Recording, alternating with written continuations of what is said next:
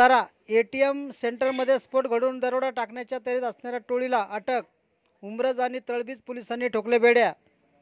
नाशिक लोकसभा मतदारसंघ नाशिक येथे भयमुक्त वातावरणात नागरिकांनी मतदान करावे असे आवाहन नाशिकचे पोलीस आयुक्त संदीप कर्णिक यांनी केले आहे. धन्यवाद.